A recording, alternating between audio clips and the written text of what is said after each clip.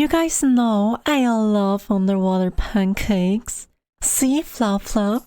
As a shark VTuber, a related water creature myself, I have to. Chat, this video is sponsored by NordVPN.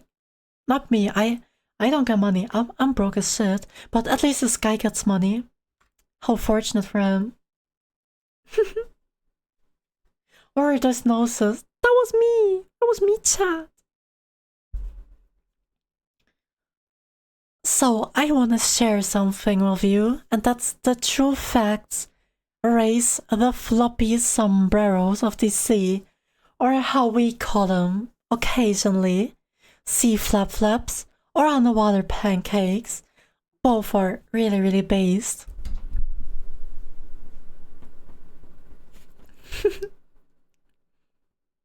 It's not muted anymore, so let's hop in. If there was one thing to notice about a stingray, it would perhaps be that they have an excess of horizontality in comparison to their heightedness. That is to say, they're in possession of a certain flatulence. Jerry, that's not what that means. You just mean they're flat, right? Okay. Same, chat, same! And I'm not even a stingray. I'm not even a ray. But same!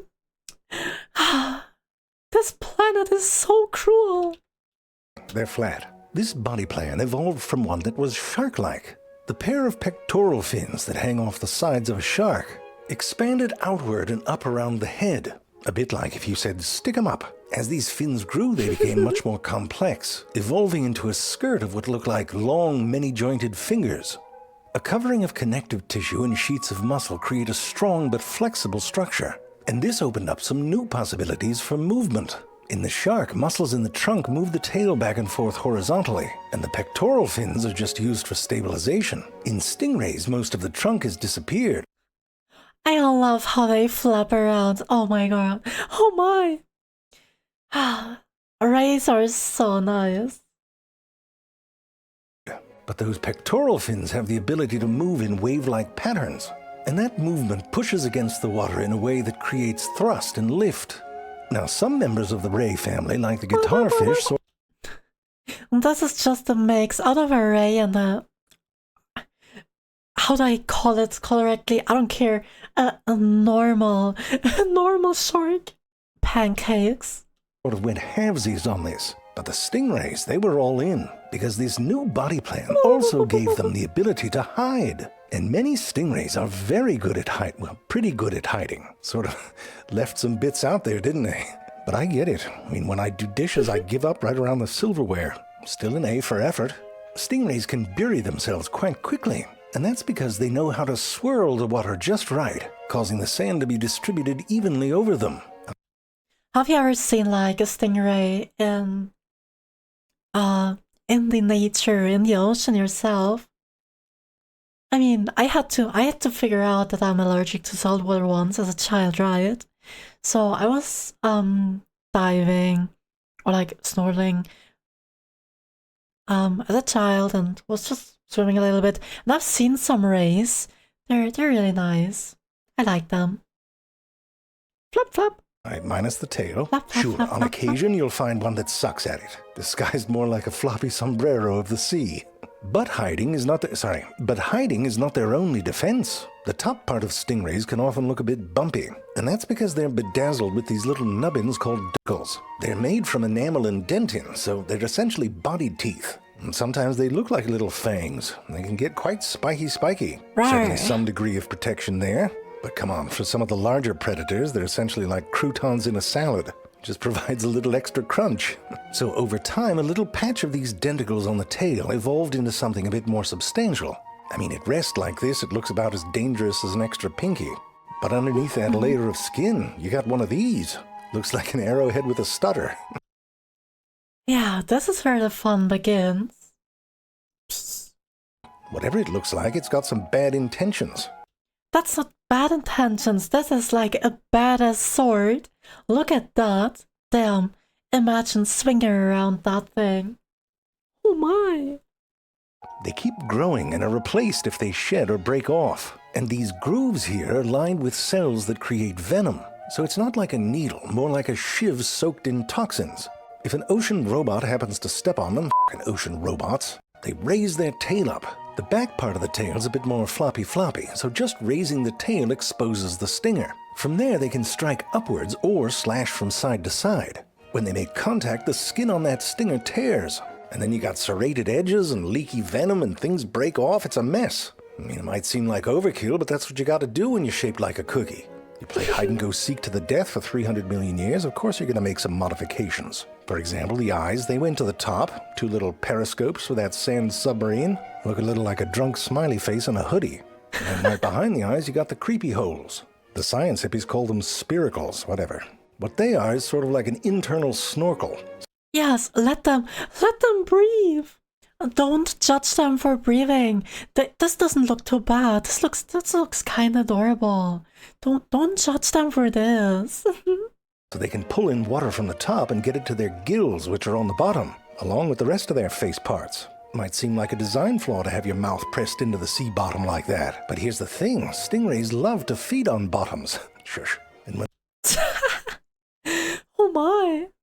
I mean, we're not kink-shaming. We're not kink-shaming starfish. We're not kink-shaming the other fish. We're not kink-shaming cats. Let's just not kink-shame anyone.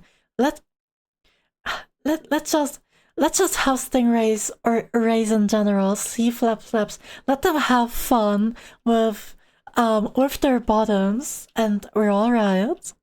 When they do it, it can look a bit like mining for spice on Arrakis. Nerd.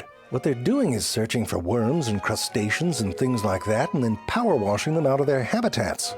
And look at that, they can get all Cookie Monster with that shit. Now, to find the food, they can't use their eyes, what with their being on the top and all, but they can use their sense of smell and their ampullae of Lorenzini. Those little dots there are specialized organs that can detect electrical fields. Here, you can see one reacting to an electrical field in that bottom circle. Surprise! Oh my, what's wrong with us? Nothing's there. Disappointing, like finding a bottle cap with your metal detector. Now, once they've blasted whatever they're after out of their little sandy hidey holes, they gotta get that food up into their tum-tums. As you can imagine, there's quite a bit of sucking involved. Look at this one. This narrator is going crazy, oh my! It makes a little tent over the area, so none of the good stuff gets away. But no matter what your technique, you're getting a bunch of sand coming in the front door. They can blow some of it out the gills, but let's just say that stingray feces can get a bit gritty. Now, if they have to hold on to something or crack it open, stingrays have a fabulous waterfall of teeth. They grow in from the back and sort of cascade over that ridge. In most species, the teeth are fairly smooth, designed for crushing. Except during mating season, when the male's teeth get all pointy. Not really for eating, it's more like a fetish thing. You'll see. No! Stop it! We're not kink-shaming, we're not fetish-shaming, but don't do that! See, Flap, don't do that! But some of the bigger stingrays, they're eating whole crabs. But their jaws are designed more like a nutcracker, just kind of open and close. Bust open a section and suck out what you can, and spit it out and repeat. It's like a very poorly executed alien abduction. If you use the internets, which I know you do, you should have a VPN. One for privacy, yes, so no one's tracking what you do and what you look at. Let him have which his is happening if you don't placement. have one. That's and two, alright. when you travel other countries, they can't block your fave platforms and contents, because for all... Oh, but you're really loud. Let's not be that loud, please. Oh my. Fetish, why did you need to call that out? Well, he said it himself, that wasn't me.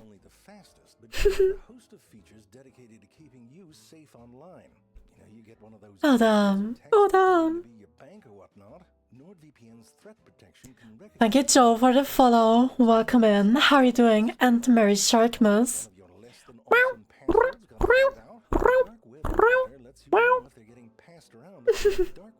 This is really funny. I like this narrator. Get a NordVPN 2-year plan and you'll get 4 additional months. It's risk-free with Nord's 30-day money-back guarantee. It's fine! Go to nordvpn.com/zayfrank and sign up for a great service. And while you're doing it, you'll support this show. Where were we? Yes, you deserve the shout-out, you deserve your placement. That's alright. We're watching your video for free. Oh, right. So that's the basics of stingray eating, but of course you're going to have some overachievers. Like this freshwater stingray here. Even looks a bit cocky, doesn't it? A freshwater one! Chat! I could have maybe meet this silly guy without getting like allergic reactions. It's peak. Just showing off at this point. This sort eats insects. But you'll notice that there isn't as much spitting and sucking as that crab tornado we just saw. And that's because they've evolved jaws that can chew a bit like we do, with a back and forth shearing motion. Looks like someone mumbling with a cigar in their mouth. Well, looks like we're gonna have to do this the hard way, doesn't it? Oh, swallowed it. But there's some ways that don't get a Oh my. This is how they felt in Arctic eggs after I deep fried their cigarettes with their eggs. Enjoy. about what their mouth parts can or can't do. They're gonna eat whatever the hell they want. Wedgefish, for example, have these pebble-shaped teeth, perfect for crushing up little things like snails or clams. But when science hippies took scans of their jaws, you know what they found? Friggin' stingray spines. And not just one "oh, you learned your lesson" kind of thing, a whole crapload of them. They're eating stingrays and they're into it. It looks like they're smuggling shivs at the wrong end. Electric rays have a bit of that "I'm gonna do things my way" attitude as well. Look at this one using its back fins to just walk away. Slowly. I mean, if this was charades, the clue would be "try me, motherfucker." Because electric... Sure, let's just walk away without legs. I mean, why not? Hi Tuku, I hope you're doing fine, Merry Sharkmas. And yes, he has a really nice voice for this. You still have to finish the game. Never! Electric rays have evolved these two organs on either side of their face, and those are filled with these modified muscle cells which are stacked in thin layers to form what is essentially a battery. And when they turn that on, they can concentrate the charge on their prey by cupping their pectoral fins. Want to hear what that sounds like? Sounds like a wet one.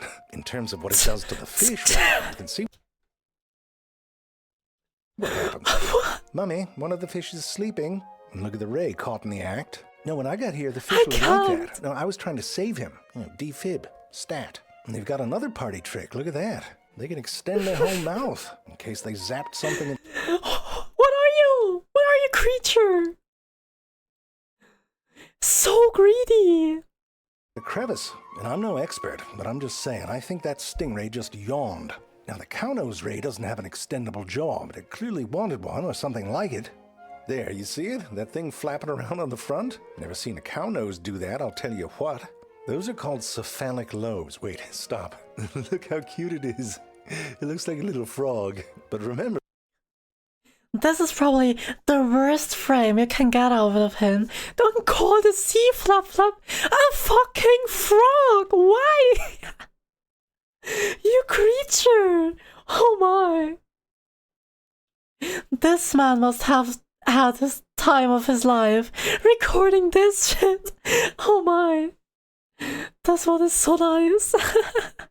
The mouth is down here. These are those lobes. What happened was, in some rays, the front part of their pectoral fins started to split off and do their own thing. In the cow nose, you can see how those bits have separated and basically formed new fins in the front of the face, which can move independently from the pectoral fins. And they can use them to manipulate some of the food they like to eat, like oysters. I mean, that one straight up stole one from his buddy. Those lobes can help position the oyster closer to the mouth and sort of form a dome around it to help with the suction. Some rays, like mantas, kept going. Oh, chat. Manta rays look so nice. They look so epic. Look at them. They're so big and they have pretty patterns. Such a nice and just an epic shape. Look at them. They're so wonderful. With this concept, and they have huge cephalic lobes. Now, mantas had enough of this feeding on bottoms business, and instead, over time, they became filter feeders. And those cephalic... Yeah, they don't want to be a bottom. They're definitely on the top of the chain. They're going to filter stuff. Lobes help funnel plankton and small fish into that gaping mouth hole. And their gills have these special structures that keeps the food in and lets the water pass on through. But you swim around with your mouth open like that, you're gonna swallow a whole bunch of crap. So they have to really clean things out once in a while by everting their anus so it's inside outsies. You can call it a suna. Get it? Kill me. What you mean kill you? Kill me! I'm watching it! What you mean, narrator, huh? Oh my.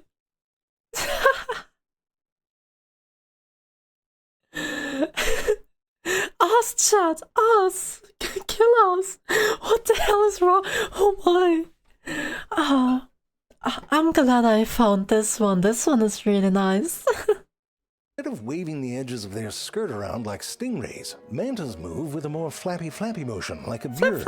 Their pectoral fins are reinforced and sturdier, and they got a whole bunch of muscle. I mean, you try strapping a couple cafeteria trays to your arms and flapping around like that, and these ones got to keep moving. You ever see how small a plankton is? I mean, the serving size must be in the millions. So if they find a big cloud of plankton, they'll do this. A bunch of backwards somersaults instead of plowing through it and then having to turn around. But when you get a whole bunch of mantas together, they can get creative. I mean, they're pretty big. And when they're in like groups like that, that's really nice. This looks really awesome. They're so cool. In what's called cyclone feeding, they swim in a circle and create currents which pull. Imagine seeing this in real life, like from a helicopter view, like this, or with a drone. That's so peak. Food into the middle. Now, when mating season comes around, things can get a little exciting. Oh, this male my. eagle ray came in a little Oh, hot. my. The civilized way to do it is to sort of queue up behind the female, like these mantas here. You swim around like that for a while. I'm sure it's dull, but if you get picked, then all of a sudden you're rubbing up on each other and flirting and biting. Apparently. Oh, so it's about biting, I see. Yeah, they know what's good. Kill me, chat. There's a good amount of biting. I mean, you gotta hold on to something to get the parts lined up. But when you do, the business part of it takes about 20 seconds. There, you just saw it. For mantas and eagle rays like this one, it takes about 12 months before you pop out a little baby like this one, all rolled up like a burrito. No, Jerry, I don't want to... Chat! It's getting fresh out of the factory. Don't shoot me, don't hit me, please. Chat, a little bit of biting never hurt so... Could have hurt someone, but people mostly don't complain about that. I'll show that clip. Fine, go ahead, but it's a double standard. Oh, really? It's cute?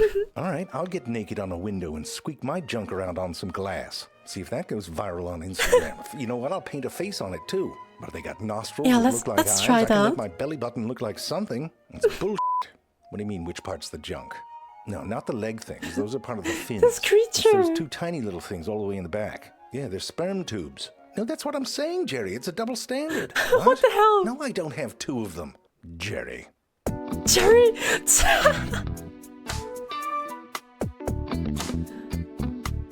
Oh my, that's a creature. This man!